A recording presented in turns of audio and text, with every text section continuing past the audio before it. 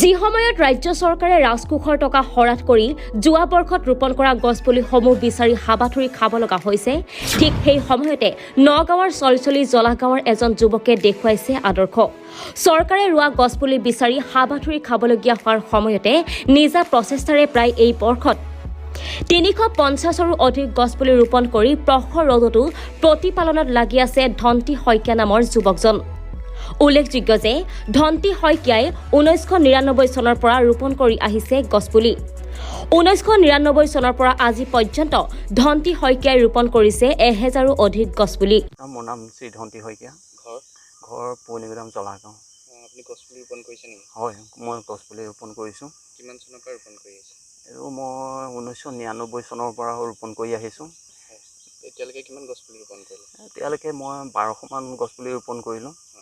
আৰু এই বছৰ মোৰ প্লেন আছে আপোনাৰ 650 গছপুলি ৰোপণ কৰিম এতিয়া কিমান লগালে এতিয়া 250 লগাইছোঁ আৰু 400 পুলি আহি আছে কি ক'ব আচলতে এফালে উৎকট গৰম আনফালে বনাঞ্চল ধ্বংসযোগ্য তাৰ মাজতে আপুনি গছপুলি ৰোপণ কৰিছে নতুন প্ৰজন্মক কি আহ্বান জনাব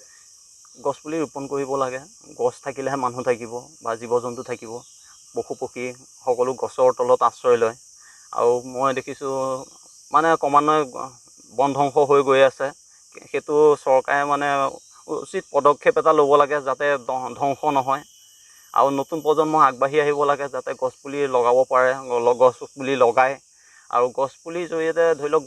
বহুত উপকৃত হোৱা দেখা যায় নগাঁৱৰ পৰা বিভূতি বৰা ৰিপৰ্ট সুহানা লাইভ